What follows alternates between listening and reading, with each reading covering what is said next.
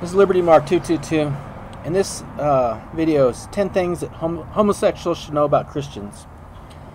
Now, the first thing, the Bible prohibits homosexuality in Leviticus, Romans, Genesis, all throughout the Bible. And Jesus, he affirmed all the Old Testament. He said that not one jot or one tittle will pass away, that every bit of the law is going to be fulfilled, and anybody that teaches otherwise is going to be called least in the kingdom of heaven. Now, number two, homosexuals are not oppressed. They have their own, there's special rights for homosexuals as far as hiring, as far as insurance, as far as hate speech.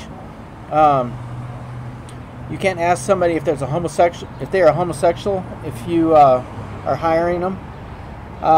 Number three, if you don't like heterosexual marriage, you don't have to marry somebody of the opposite sex.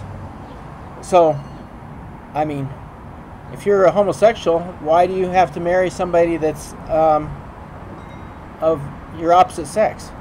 That's what arguments we're getting, which is sounds kind of crazy. Anyway, number four, marriage is a legal right, and homosexuals did not invent it.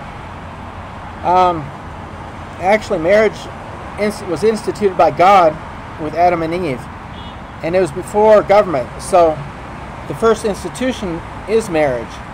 So it is one of the sacraments, I guess, sacrament of marriage. Number five, Jesus said not to judge others. So homosexuals should not judge Christians and call them homophobes because we don't agree with homosexuals or homosexual marriage. Number six, when it comes to ethics, the majority does not rule. So CNN, the president, Congress, and Hollywood has no right to dictate morality to us and to force homosexual marriage on us.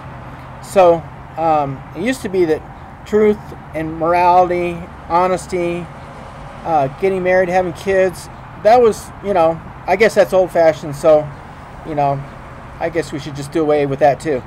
Number seven, we will be embarrassed to stand before God and say that this is the kind of country that we have that tolerated all this homosexuality and all this immorality.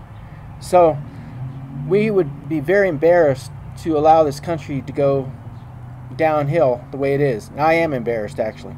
Number eight, you can't call special rights equal when they aren't equal.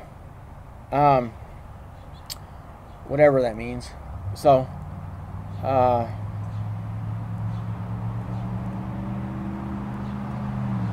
homosexuals are saying that they want to have the same rights as heterosexuals as far as marriage, but the definition of marriage to me has to do with having children. So, if homosexuals can't have kids, you're against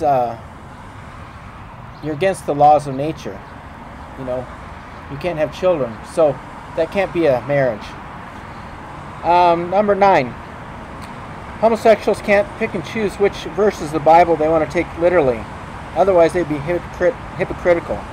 For example, David did not have an affair with Jonathan, as some homosexuals assert. That's hypocritical. Number 10, there's way more verses that talk about believing in Jesus and that we have to repent and be born again than talking about homosexuals. So I think if we really look at the Bible, it talks about sin, and everybody that sins and lies and cheats is going to go into the lake of fire. So unless you repent and are born again, you can't enter the kingdom of heaven. This is Liberty Mark 222. Thanks.